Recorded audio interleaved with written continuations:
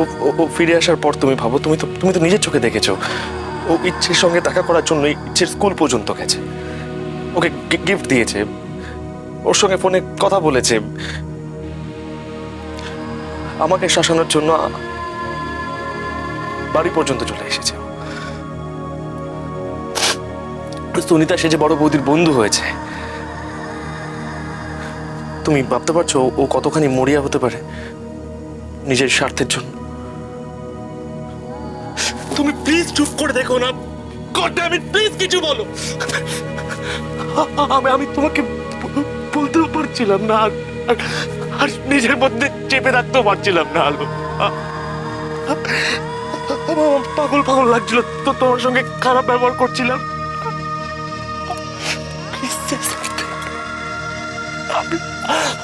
আমি আমি আমি আর পারছি না, আমি আমি এইভাবে হেরে যেতে পারছি না। আমি প্লিজ সে সামথিং। আলো, আমি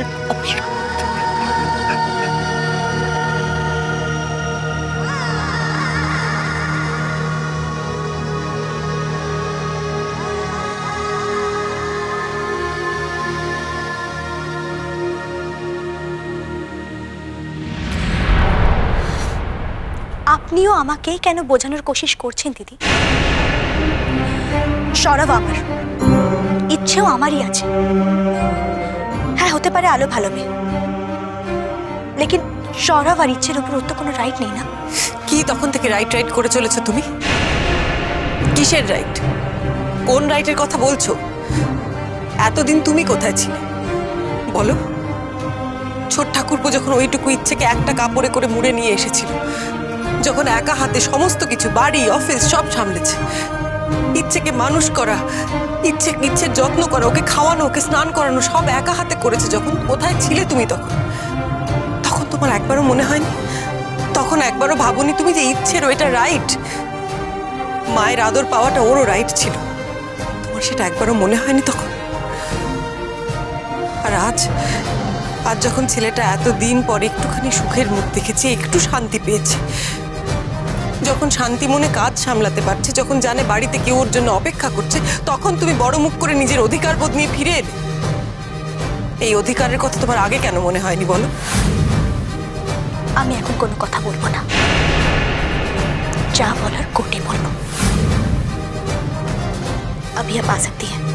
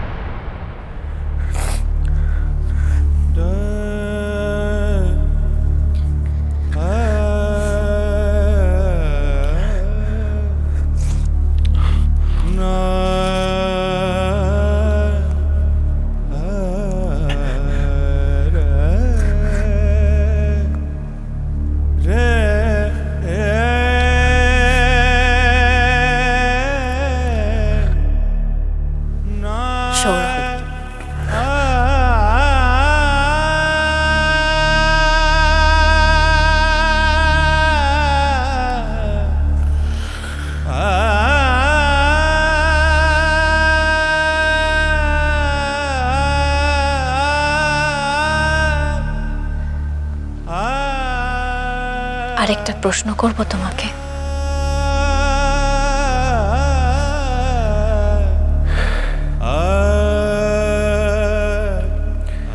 কি জানতে চাও বলো।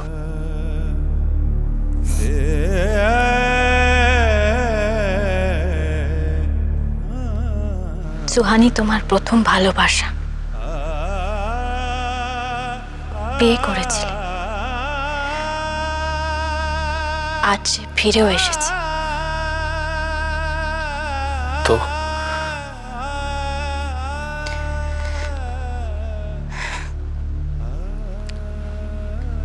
একবার ভেবে বলো তো, তোমার পাশে তুমি কাকে চাও? আমাকে না সুহানিকে?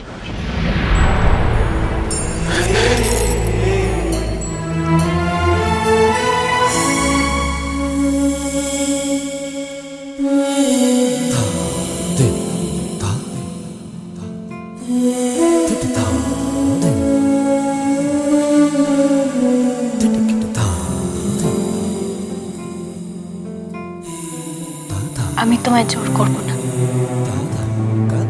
কথা দিলাম।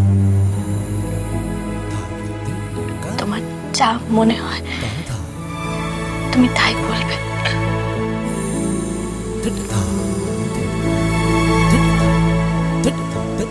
ভাবনা, জোর করা, এই কথাগুলো কোথা থেকে আসছে আলো? তুমি কি জানো না যে তোমাকে ছাড়া বাঁচার কথা আমি ভাবতেও পারি না?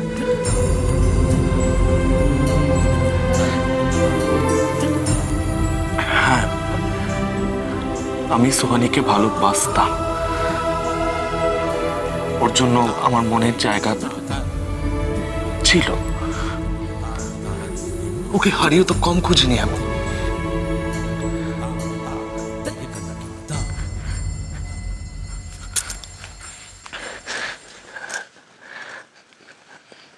কিন্তু তোমাকে পাওয়ার পর আমার জীবনটা পুরো বদলে গেছে আলো। দেখো, আমাদের এই এই বিয়েটা যদি আপোষী হতো তাহলে এই প্রশ্নগুলো উঠতো। তুমি আমার ভালোবাসা আলো, কেন কেন এই প্রশ্নগুলো করছো তুমি? আমাকে তুমি বিশ্বাস করো না?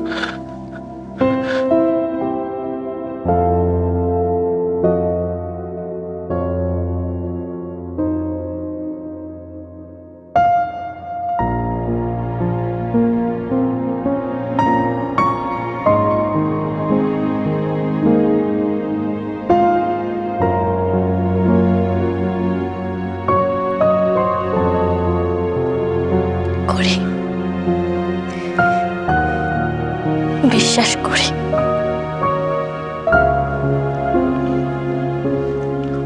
তাই ওর মুখোমুখি হওয়ার আগে আমি শেষবারের মতন দেখে নিতে চাই আমার বিশ্বাসের জোরটা কতখানি। কার মুখোমুখি হবে তুমি? সুহানি। আলো, আমি কোনো অন্যায় করিনি সৌরভ। কিসের ভয় আমার? অগ্নি সাক্ষী রেখে তুমি আমার স্মৃতিতে সিঁদুর পরে দিয়েছ।